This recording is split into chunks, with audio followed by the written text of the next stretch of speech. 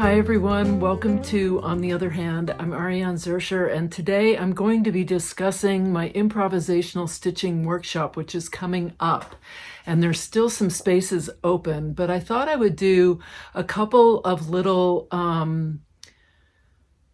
previews or more of a sneak peek into some of the things that a couple of things that I cover. And as this workshop is recorded, I found a couple of clips from past workshops that I've taught where I was teaching different techniques.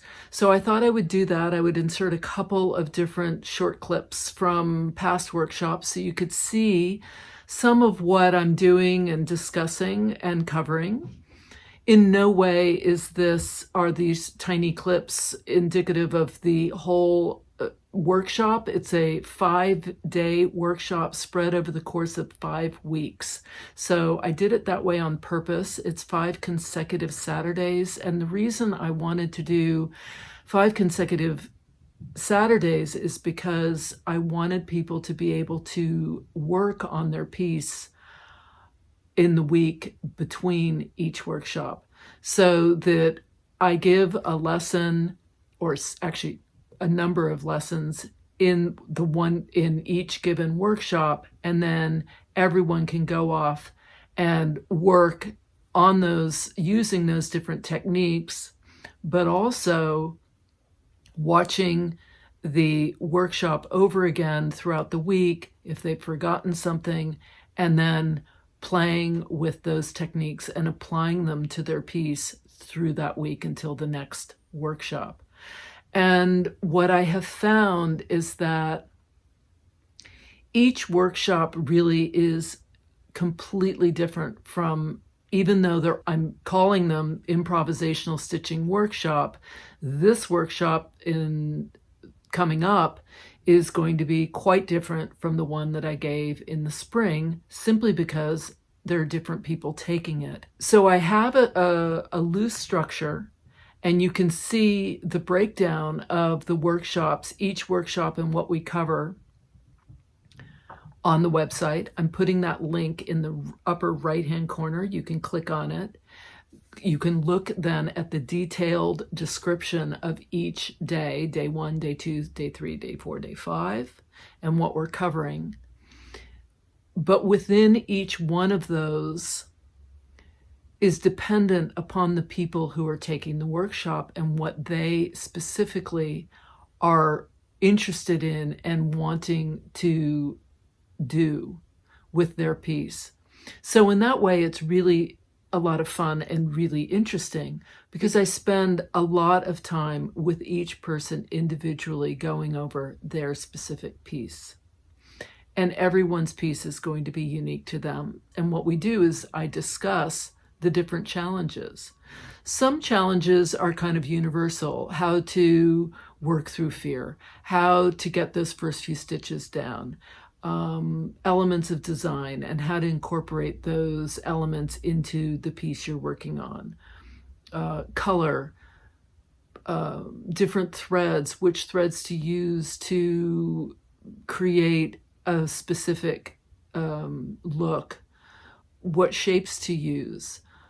If someone wants to do something that's pieced for their background, but then they want to apply something that's representational on top, that's going to have a different set of issues that one would want to keep in mind than someone who's going purely abstract.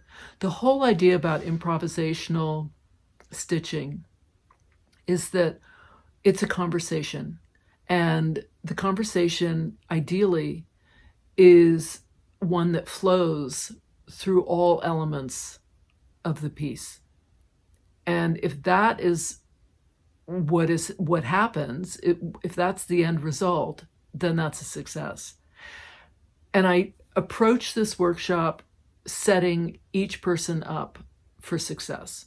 That's the goal, is for you to come away feeling that you have a good understanding of how to move forward with the piece, and with lots of different techniques, lots of hand-holding and lots of hands-on instruction on how to do that.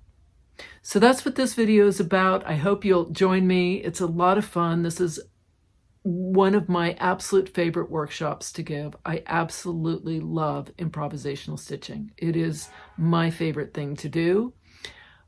It can be, I think for some people in the beginning especially, it can be nerve-wracking and cause some anxiety.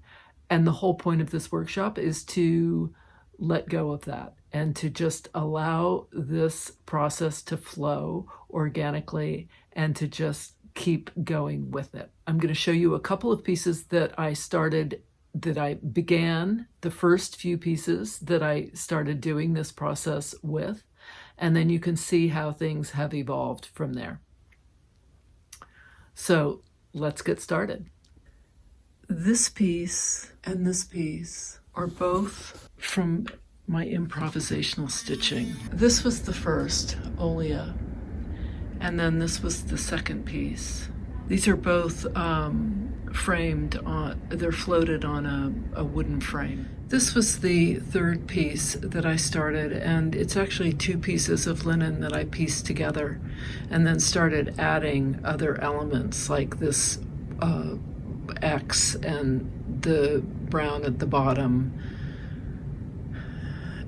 and began stitching. And this is the last piece that I've been working on in this kind of improvisational stitching style. And as you can see, I've started to incorporate some things that inspired me on my travels in Africa most recently, and have begun incorporating that. And so this is another element that I'm going to be discussing in the workshop, how to take inspiration and apply it to what you're working on, how to take something that you find inspiring and interesting and make it your own.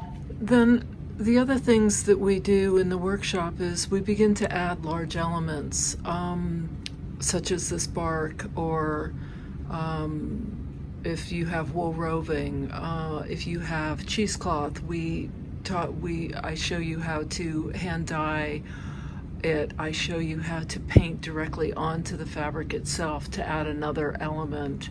And then we talk about the threads and the stitches that might be incorporated to enhance what you've added. There are two different ways of doing this. One is to wet the fabric, and the other is to go directly onto dry fabric. So I'm trying really hard to not listen to the inner critic that's sort of saying, why did you do that? That looks awful. Because it's way too soon to say it looks awful. We have no idea. You can't have a judgment on it yet. There's no judgment.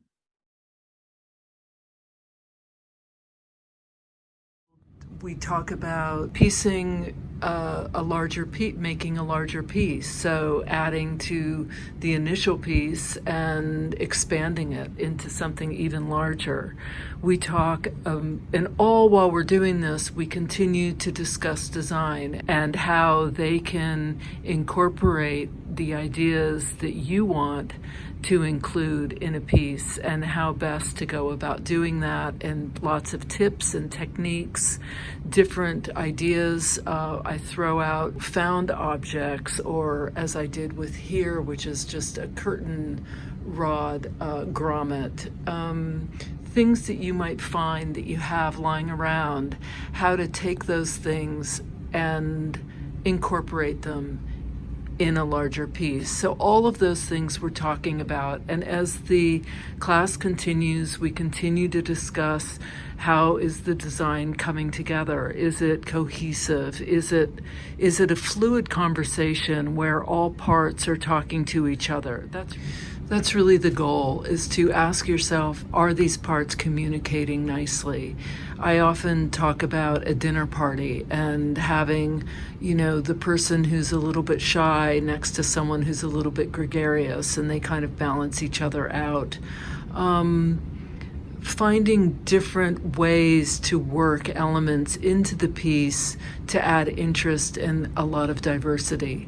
So these are just a few of the things that I will cover in the workshop that's coming up. There are spaces open. If you'd like to join, I'd love to have you. And I'm going to put the link right in the upper right-hand corner there so that you can click directly on it and enroll. I hope you'll join us. We have a lot of fun. I've taught this workshop before. It's always a great, great time. And we'd love to see you there. Thanks so much for watching.